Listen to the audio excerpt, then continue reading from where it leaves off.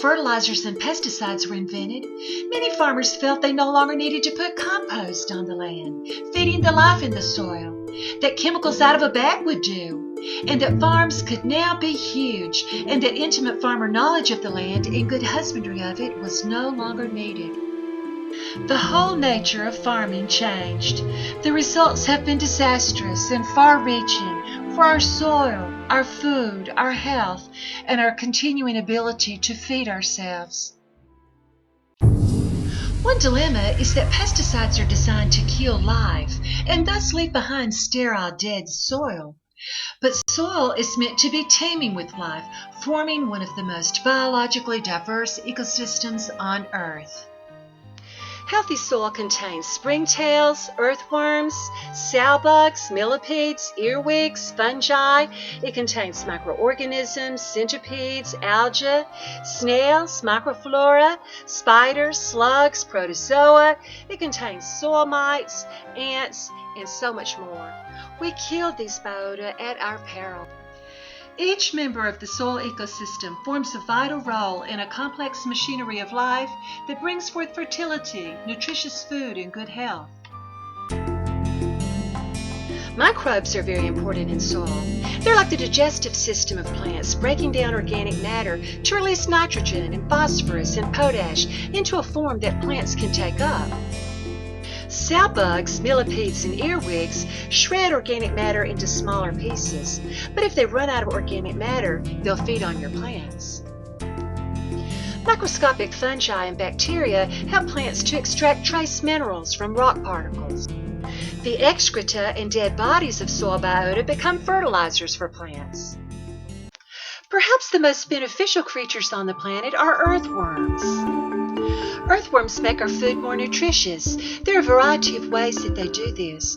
For example, in good earth, every morsel of topsoil has passed through the gut of earthworms many times. In the gut, nutrients are changed into a form that plants can use, and the expelled soil contains 7 times more nitrogen than before. Also significant, the casts of earthworms are among the most nutrient-rich natural substances on Earth. They're also rich in beneficial soil bacteria. What is very important, earthworms loosen, plow, and soften the earth, burrowing tunnels. Air and rainwater flow through these tunnels, which helps the roots and root hairs to grow. One study showed that tree orchards with abundant earthworms have 40% longer root systems, which means the trees are able to pull in far more water and nutrients. What is very important to understand, earthworms and bacteria secrete a glue-like substance that clumps soil particles together and helps them hold the shape of their air pocket and tunnel structures. If not for this glue-like substance, the soil particles would get finer and finer. The structures would flatten out, and the water would either pool up or run off rather than penetrating, carrying topsoil with it. This erodes the soil, which is a very, very serious concern. And with no structure, the soil would grow increasingly hard and deadpan, which roots can't penetrate. Before long, the soil would become useless for agriculture, and fewer people could be fed. We must have life in the soil, given its structure. When earthworms are burrowing tunnels, loosening the soil, there is a significant improvement in the water-holding capacity of soil. One study showed that a plot of land with no earthworms absorbed only 0.2 inches of water per minute. But when earthworms were added, the land absorbed far more rainfall, 0.9 inches per minute. Mycorrhizal fungi, which are easily killed by pesticides and fertilizers, also help plants pull in far more water and nutrients by embedding the roots of plants and stretching out in all directions. This helps plants hold up in a drought. In fact, scientists believe these amazing organisms may be the key to helping us remediate the desert.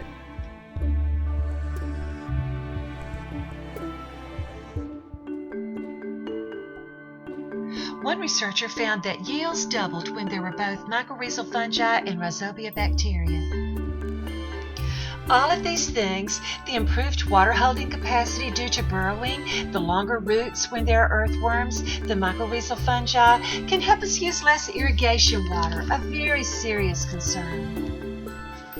And since there are more earthworms when compost has been added to the land rather than chemicals out of a bag, we can say that adding compost helps us use less irrigation water. A study by Swedish scientists found that plants with mycorrhizal fungi had 3 to 10 times more nutrition in their leaves, fruit, and grain than plants with no mycorrhizal fungi. Many studies reveal the benefits of organic agriculture. After a review of 400 studies, Shane Heaton, who is with the British Soil Association, said collectively the scientific evidence supports the view that organically grown foods are significantly different in terms of food safety, nutrient content, as well as nutritional value. Also, a 12-year study by a German professor, Dr. Werner Schufan, found that organic produce was far higher in vitamins than non-organic produce. For instance, he found that organic spinach contained 64 to 78% more vitamin C than non-organic spinach, while organic cabbage contained 76 to 91% more vitamin C than non-organic cabbage. Furthermore, almost universally, organic produce has a far higher mineral and trace mineral content than non-organic produce, according to Dr. Schufan, who was for years director of Germany's Federal Institute for Research of Quality in Plant Production. A higher mineral content of food gives it a sweeter flavor. That's because minerals are essential for cell processes that impart color, fragrance, taste, and texture to fruits and vegetables. Dr. Allison Mitchell at the University of California did a study revealing that organically grown food is also significantly higher in antioxidants. Her study was done on sweet corn, strawberries, and a type of blackberries. Antioxidants are substances that counteract the impact of free radicals. One reason that food grown on chemically intensive farms has a reduced nutritional content is that chemical fertilizers acidify the soil, lowering the pH, which changes minerals in the soil into a form that can be leached out, demineralization of the soil. This should be of no surprise, since chemical fertilizers are made of fossil fuels, the same substance that creates acid rain, which has been accumulating in our soil since the Industrial Revolution. A low pH reduces life in the soil in the same way as it reduces life in the streams. We have thousands of streams in the USA that are dead. Nothing can live in them due to acid rain. Furthermore, the acidic content of chemical fertilizers also changes aluminum into a water-soluble form that can be taken up by plants. This stunts roots and can clog them, impeding water and nutrient uptake while inhibiting the healthy growth of microorganisms in the soil. Nonetheless, aluminum is building up in our soil. For whatever combination of reasons, the nutritional content of our food is in steep decline. One study showed that in 1960, you would have to eat 2 apples to get the daily requirement of iron, whereas today, you would need to eat 23 apples to get this much iron. One concern is that minerals that are available for uptake wash out of the soil in the rain, unless they're held there within the bodies of soil organisms. If pesticides and fertilizers have not sterilized soil, a teaspoon of it can contain more than 1 billion bacteria, which is like 1 billion bags of fertilizer. A classic study done in the 1930s on 16 groups of people relatively untouched by civilization examined the fertility of soil, how this impacts the nutrient levels of food, and whether all of this impacts human health, including tooth decay. The researcher, a dentist named Dr. Weston A. Price, studied hunter-gatherers living in such places as Canada, the Florida Everglades, the Amazon rainforest, Australia, as well as Africa. He discovered that their food was grown on fertile soil, uncontaminated by pesticides or chemical fertilizers. He found that their food contained 10 times the levels of fat-soluble vitamins, vitamins A and D, along with a new nutrient called activator X. Their food was also richer in antioxidants. What is really significant, he found that the people were in perfect health with a complete absence of disease. He said they were cheerful and optimistic with beautiful smiles and had no rampant tooth decay, allergies, recurring infections, anemia, asthma, behavioral problems, and no degenerative diseases such as arthritis, osteoporosis, diabetes, or chronic fatigue. And they lived long lives.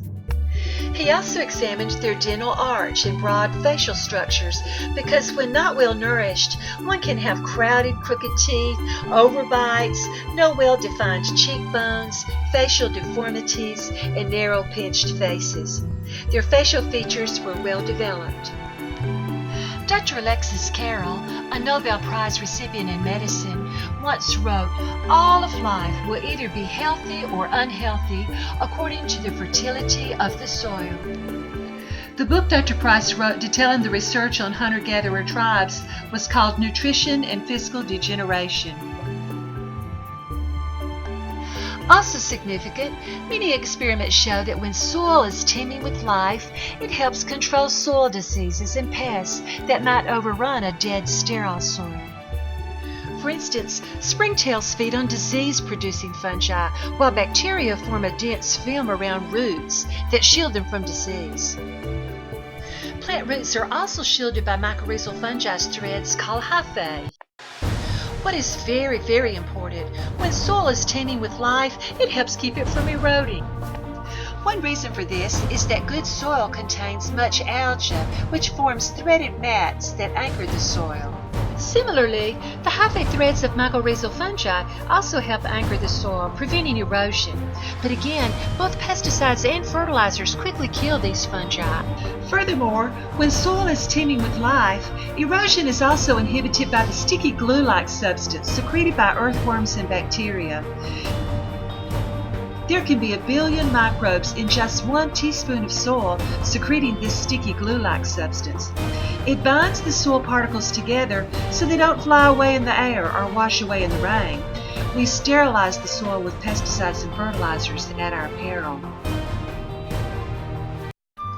To illustrate how the algae, mycorrhizal fungi, and the sticky glue-like substance secreted by bacteria and earthworms helps prevent erosion, scientists have devised what they call the slate test. On the right, you see that water has been poured over dead, lifeless soil, and the water grew cloudy because the soil particles were loose and washed away. But on the left, water was poured over soil teeming with life. The water remained clear because the soil particles were bound together. FDR once said, "A nation that destroys its soil destroys itself." Indeed, whole civilizations have collapsed when the topsoil was lost. Nonetheless, in the last 30 years, 2/3 of agricultural land has been degraded. We once had 2 feet of topsoil in the prairies. We're left with 4 inches. The loss of topsoil is in some ways the most serious threat that civilization faces, said Lester Brown, founder of both World Watch Institute and Earth Policy Institute. We lose 20 billion tons of topsoil every year. Now I want to show a little bit of the earth that is, if it is absolutely ruined, how it looks. There's no carbonaceous content in this water, it's stone hard. See, if it rains, the rain will not percolate, it will just flow off. And so, once the topsoil is gone, it becomes like this. The roots can't penetrate this type of earth. If you put seedlings or throw seeds, nothing will sprout here. It's as good as dead. The Koreans, Chinese, and Japanese maintained the fertility of their fields for 4,000 years by obeying the law of return, by adding compost to their fields to feed the life in the soil. According to a classic book, Farmers for 40 Centuries, Organic Farming in China, Korea, and Japan by F.H. King, who was a former official with the U.S. Department of Agriculture. They had to compost or starve due to severe population pressures. In China, 1 acre had to feed 6 people, whereas 3 acres feed 1 person in the United States. In Japan, 1 acre fed 3 at that time. Even human feces was composted in these countries, a practice that began in China during the 12th century. The idea spread to Japan probably when Zen Buddhists traveled to China to study. The Chinese also composted the pulp left over when they pressed rapeseed for oil, ashes, clover, and grass clippings. They brought soil into the countryside from the cities. They also composted the runoff collected when they cleaned pigsties and huge amounts of mud from the canals, which were rich in organic matter from the snails and aquatic biota that lived in the water.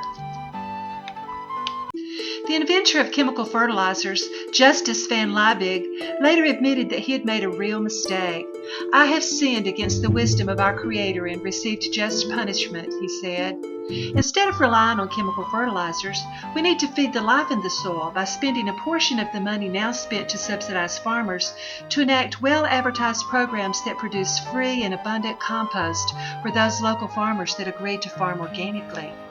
The compost programs might collect moldy bread and other food waste from grocery stores, as well as peelings and scraps from school lunch programs, homes, nursing homes, jails, hospitals, restaurants, universities, daycare centers, food waste from food processors, as well as grass clippings, garden trimmings, and leaves from households and commercial landscape companies. Communities might gain technical expertise from the city of Seattle, Washington, which has a public-private partnership that collects 350,000 tons of food and yard waste a year. Composting in each of the 39,000 local communities in the United States for our farmers can help ensure that we don't wake up one day to realize that we've so damaged the soil that we've lost our ability to feed ourselves.